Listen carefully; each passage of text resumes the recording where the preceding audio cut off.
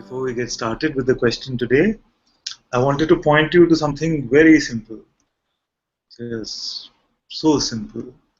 It's too simple for the mind to understand. But those who have openness, those with which there is this resonance in the heart, for them this will unfold in its complete simplicity. And it's not something you have not heard before. But I want you to taste this. Taste this now. Let everything be exactly as it is. Just let everything be exactly as it is. And this is not something which I'm asking you to do in the future. I'm saying right now, just leave everything exactly as it is. Everything means both externally and seemingly internally. Everything means everything.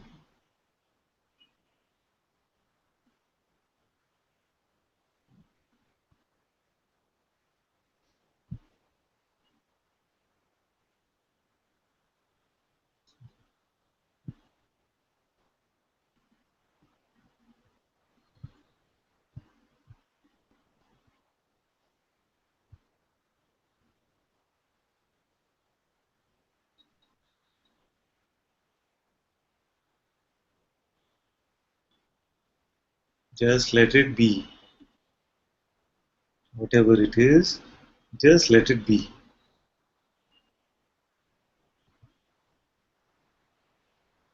If it feels like I'm going to die right now, just let it be.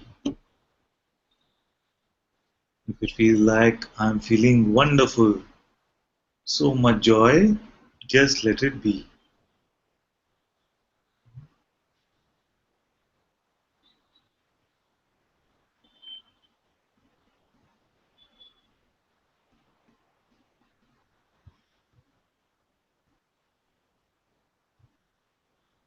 All sense of control is pure illusion,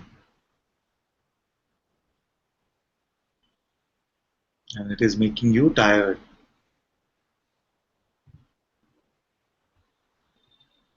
So even the tiredness today, just let it be.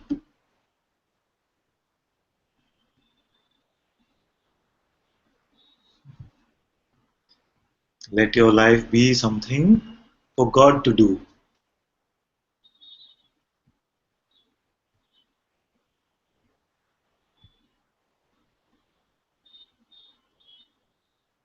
There is nothing you need to do. Let it all be for God to do.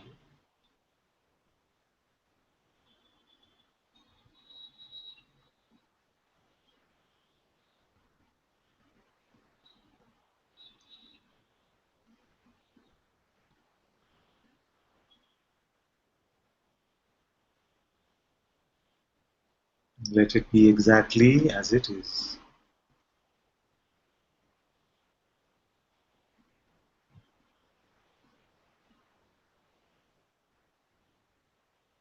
Notice that the desire to want to change something in this moment, what is appearing, the tendency to question and want to change it is what is called the resistance.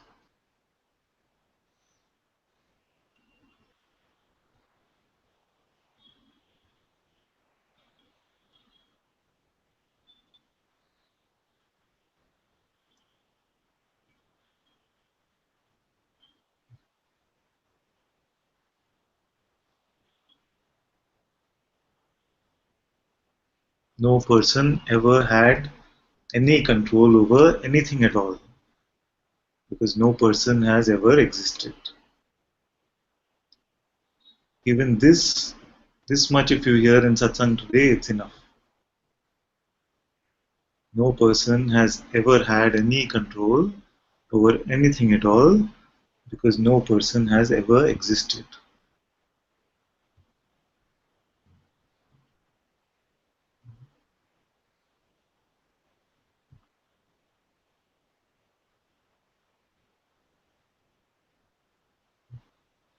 And this is not something which I'm just saying because in satsang we must say these nice things. It's not like this. You see, the mind will create this separation between satsang and outside satsang. Satsang and the seemingly real world outside. It says like this, isn't it?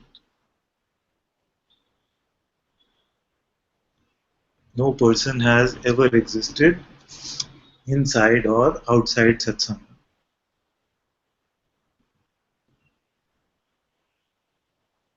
Either when you are when your attention is with the presence of the Sadguru in your heart, or when your attention is with your thoughts. This imagined person is always only imagined, never real. You must see this now. It must be seen like this. You must not let your mind trick you with any concept.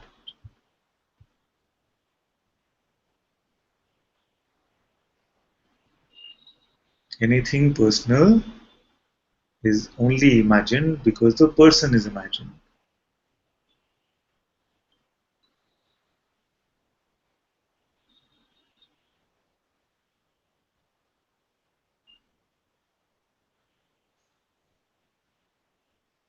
Everything personal is just imagination.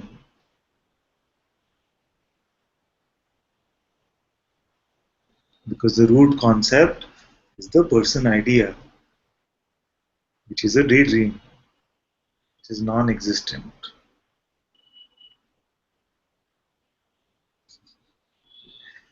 And the other day in Pune and Satsang, I was sharing that imagine a person, any person. Let's imagine this 20-year-old teenager.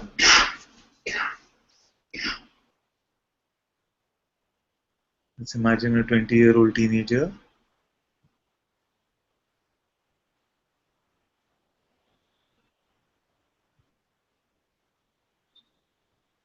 And then ask this imagined entity to increase the volume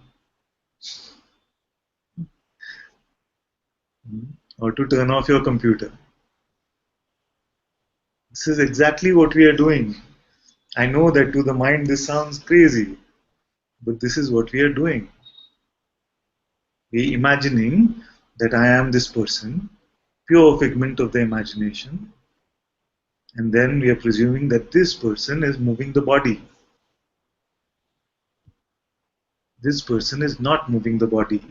It does not exist.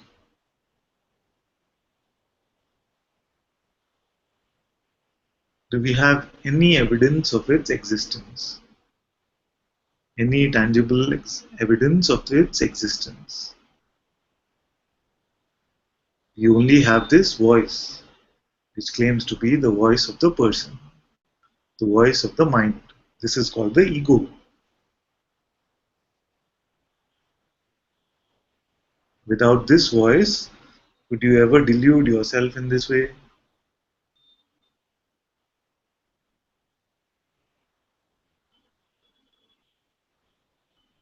This is exactly what is going on.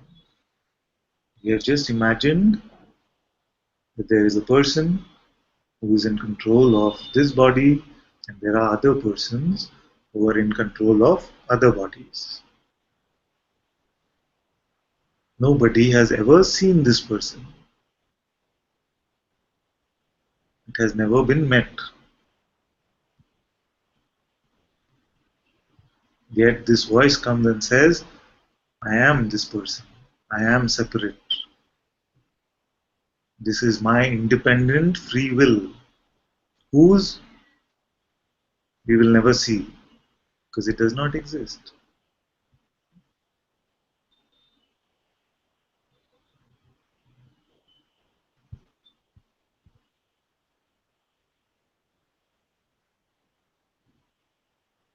So we must not take this person concept seriously anymore.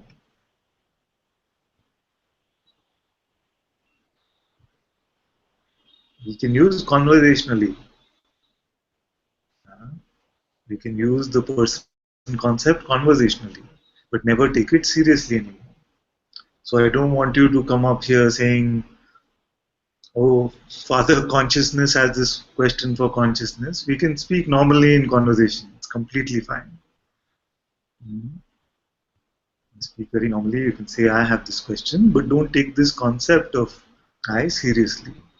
You must by now have seen that this person is just fiction. It's just fictional. And consciousness is moving everything. So we don't need to provide that label before everything now. We can just be very natural in our approach.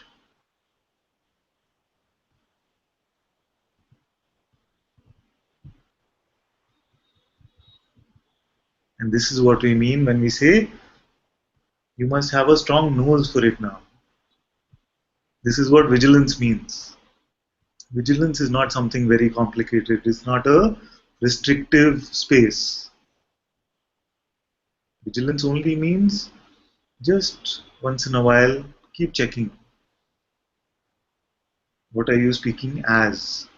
What are you believing? Just have a strong smell for it and see whether you have picked up the imagined voice again. The voice claiming to be your voice, which is the voice of this imagined person.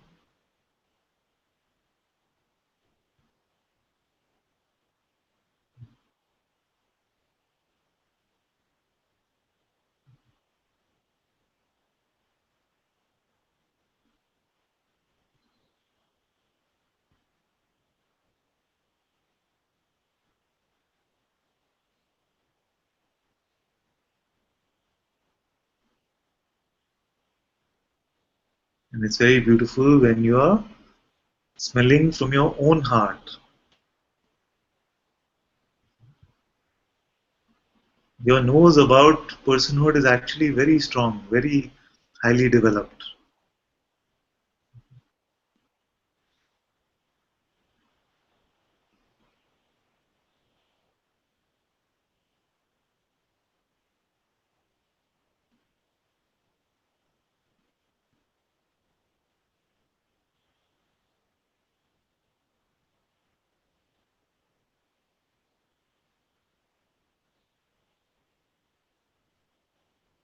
Is what I am believing coming from this sense of being a person? Does it rely on the person concept?